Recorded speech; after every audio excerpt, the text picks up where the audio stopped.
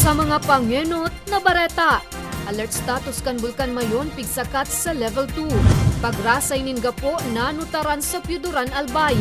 Padre de pamilya gadan kan pagtatagaon sa Camarines Sur. Pagpuon kan rainy season formal nang pigdeklarar kan pag-asa. Asin, nagkaperang eskwelahan sa Albay. Benepisyaryo kan Give a Smile project kan Rotary Club.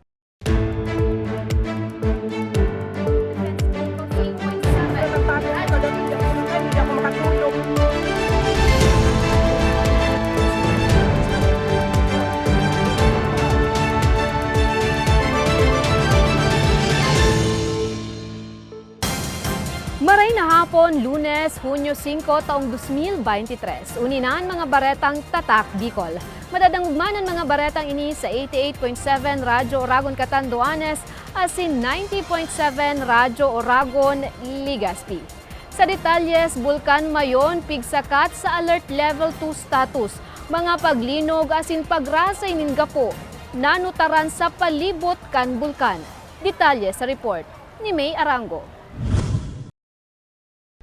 Alas 12:09 kasubagong ugto, Hunyo 5, kan manutaran ang mahibog asin color brown na aso sa crater kan Bulkan Mayon. Sa inot na hiling, huhunao na nagkaigwa ning pagtuga ang bulkan. Alagad paliwanag kan Feebox, darasa naman ini kang rockfall event sa palibot kan bulkan. Poon alas 5 nin aga, kasuudma sundo alas 5 nin aga kasubagong aga, haros 49 rockfall events na ang naitala kan Feebox sa dating 5 beses sa namang kada aldaw. Sigun sa Feebox, poon Abril, abuton na sa 318 rockfall events ang nai-record kan sa indang opisina.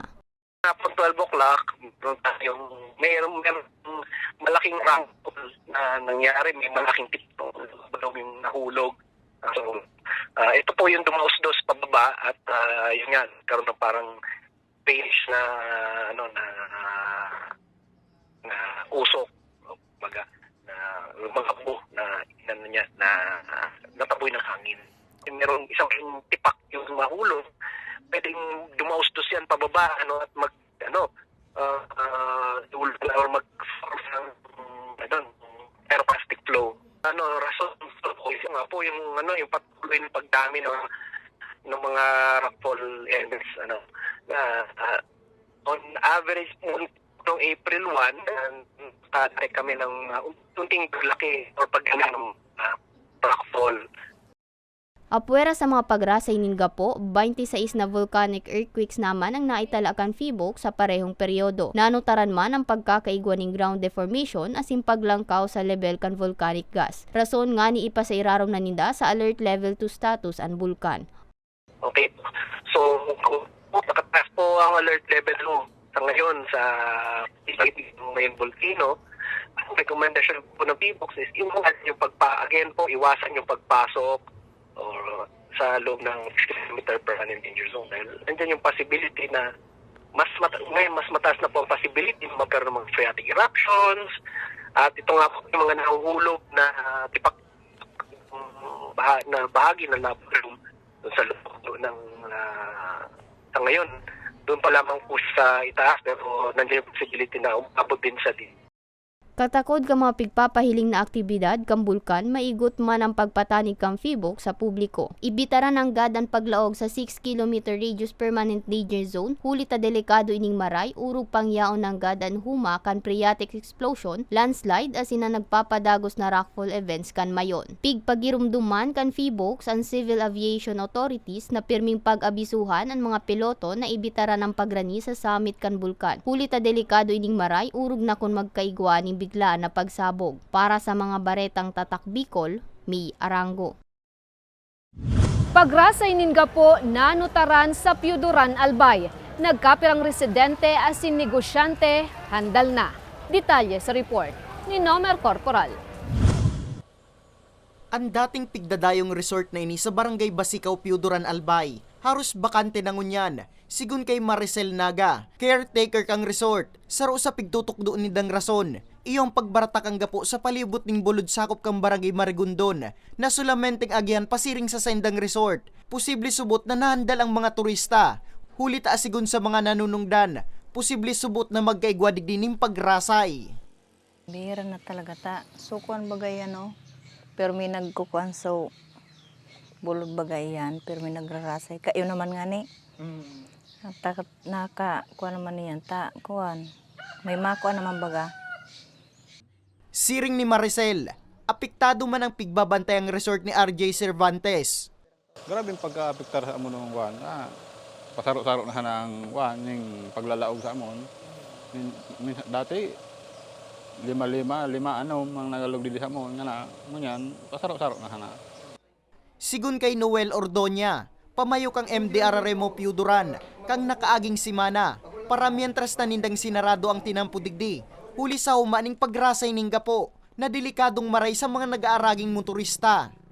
Alam niyo yan, bako lang itong ground shaking na mangyari. Kita bako, kita yaw na po kita sa habagat, sa southwest monsoon, kunya na kita, season, makusog ang habagat, makusog ang paros hali po sa kadagatan. Duman sa area ito, may mga darakula dyan na kahoy. Darakulang kahoy na, so iba, uprooted na. Uprooted, kung iyan maigo kiparos, pwedeng ibagsak yan. Ano po, by law of gravity, simply mabagsak yan. So pag ito nagbagsak ng mga kahoy ito ang ma-trigger, isabay itong darakulang gapo. Aminado si Ordoña, apektadong maray ang hanap buhay kang mga residente sa lugar, kaya hagad niya ang pagsabot muna kan mga ini. Nakulaon na epekto sa ekonomiya. Number one, sa lugar na iyan, yan nag-aagi ang mga taga-3rd district. Lahat particular yung mga coastal barangays, kan Tercero Distrito, kan Albay. Na kung sa ngunyan, Midbid, pamuso na ang lugar na iyan sa tourist destination. Sa ngunyan, pigalat pa kang lokal na gobyerno kang Piuduran, ang kasimbagan kang DPWH Bicol sa nasabing problema. Para sa mga baretang tatak Bicol, Nomer Corporal.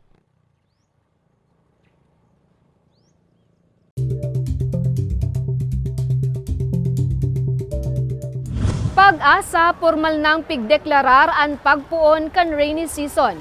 Detalye sa report ni Carmelo Balya. Huli sa sunod-sunod na pag-uuran, perminang may darang kapote ang food delivery rider na si Adrian. Bigla na sa nakaya minabagsak ang uran. Maray na daan nagpapasiguro kaysa marupit sa dalan. Ingat lang po, tapos permi lang po magbalong ani po dahil madumog masyado. Alam po, luway-luway lang po sa dalan, data po masabi kung ano po pwede mangyari sa dalan. Pero Sigun sa pag-asa, ang mga namamatean na pag-uuran ngunyan, epekto na kan rainy season o tag-uran na opisyal lang nagpuon kan Biyernes, Hunyo 2. Sa ngunyan na obserba ng medyo mainit manggirana yan dahil nga ni so habagat ang primerong tinatamaan niya ining sulno pa na parte sin southwest digdi kita sa nasa sirangan man kita kaya bako grabe ang epekto sa toya. Sa ibong kaini, mas kinaglaog na ang tag-uran sigun kay Bordales, makakaapekto pa man liwat ang habagat na makausapanin paburo bagong kamugtakanin panahon sa bilog na reyon. Lao man tuyong hapon asin banggi ang mapanganuro na kalangitan na may pakalat-kalat na pag-uuran, pagkikilat asin pagdaguldol. Saro pa El Nino nagko-contribute siya dahil nga ni mas alangkaw ang temperatura kang kadagatan. Sa presente, mayo man nakabanderang gale warning sa Costales kan Bicol. Mientras tanto, may pigbabantayan na duwang low pressure area ang Pag-asa na nasa luwas pa kan PAR asin dakula ang tsansa na maging bagyo. Para sa mga baretang tatak Bicol, Carmelo Balya. Padre di pamilya gadan kan pagtatagaon kan sa diring aki sa Camarines Sur. Asin nagkaperang eskwelahan sa Albay. Benepisyaryo kan Give a Smile Project kan Rotary Club. Yan na sinibapang bareta sa samuyang pagbabalik. Tucked away in the province of Albay, known for its perfectly shaped Mayon volcano, Misibis Bay Resort, a locally owned 5-hectare private island resort. The resort is ready for all those looking to balance tranquility and adventure. This tropical destination is where guests can either choose to relax under the palm trees or have an adventure under the sun. It features modern and luxurious rooms and villas, recreational facilities, and sophisticated services.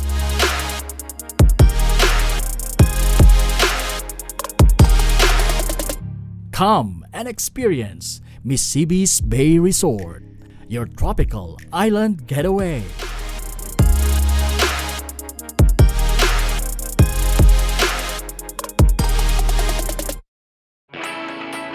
Naghahanap ka ba ng trabaho?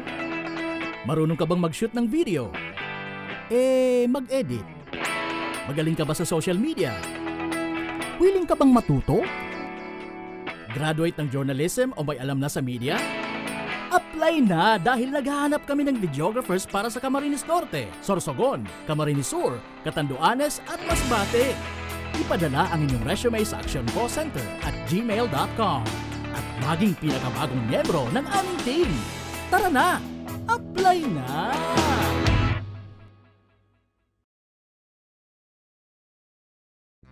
Sa ibong ka nagpapadagos na pandemya, daima nag-uuntok sa pagriparo, ang satuyang sa tiring partido, ang Ako Bicol Party List, yaon pirmi sa pagpadangat kan mga kasaraditan, sa tabang kan man tuniinan, ano man na panahon, hain ka man sa kabikulan.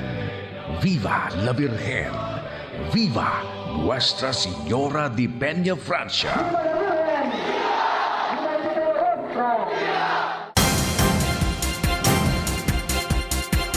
Nagbabalik ang Ako Bicol Online TV.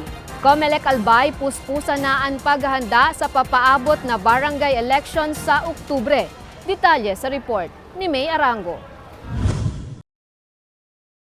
Lampas sa 4 na bulan antes nakatalaan na barangay asin SK election sa Oktubre, dagos na pigbiklad kang Comelec Albay na nakatalaan ng gamiton para sa papaabot na eleksyon ang Automated Fingerprint Identification System o AFIS. Sigun sa ahensya, obheto kan AFIS na solusyonan ang problema sa double registrants o kaya naman flying voters. En kaso na kaya nakarehistro ang sarong botante sa duwang lugar, hahaleon kan AFIS ang persona sa listahan ng mga botante sa panduwang lugar. Naka-post na po sa mga bulletin board kang mga opisina kang Comelec.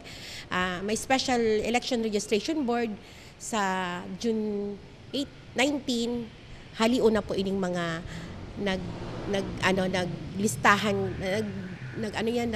nahit kang AFIS. So tanaging klarado na malinig ang listahan kang mga list of voters. Apwera sa office, nagpuon naman ang ahensya na bisitahon ng mga eskwelahan, urog na sa hararayong lugar para kumustahon ang internet connection asing kuryente sa mga lugar. Tihon po na aram kita ngunyan na burutuhan sa maabot na October 30. Data po, hali po ang sa puso. Tanahiling ta puro aldaw ang serbisyo kang barangay sa buhay ta. So mahiling ta po ngunyan ang pagsingil ta.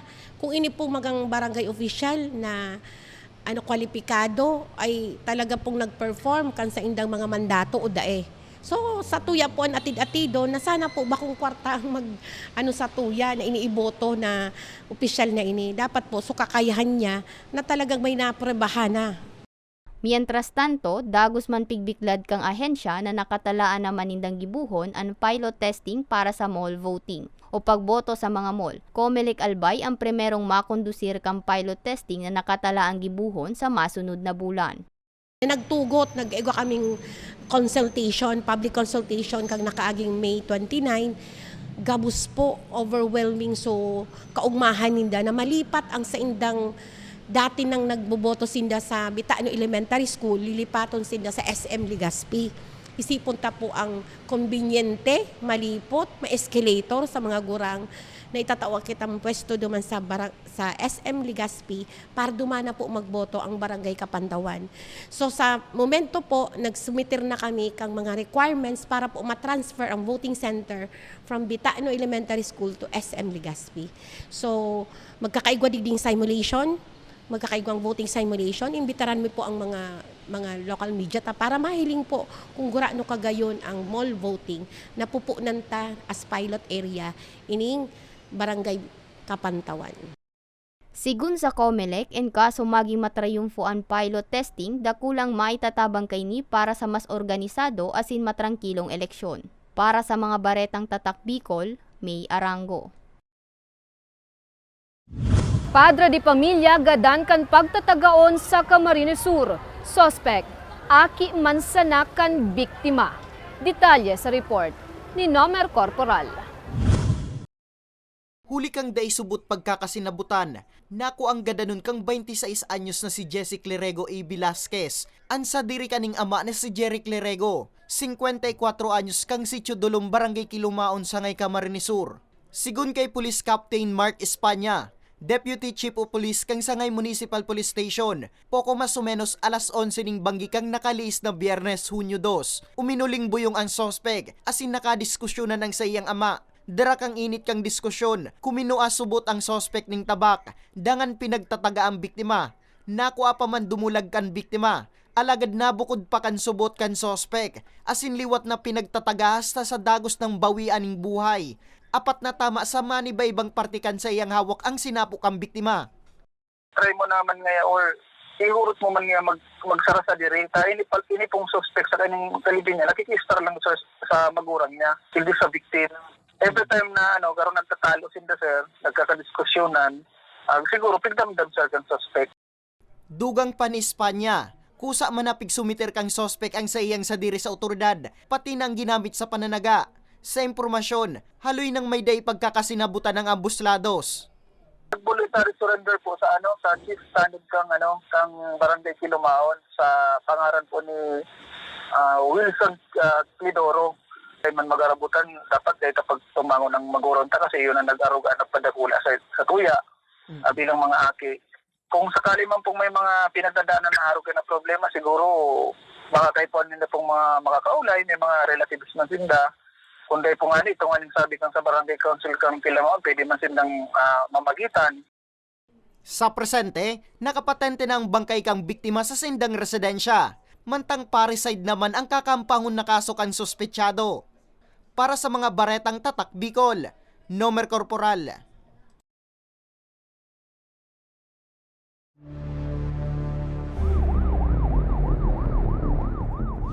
Nagkaperang eskwelahan sa Albay, benepisyaryo kan Give a Smile Project kan Rotary Club of South Korea as in Rotary Club of Legazpi West.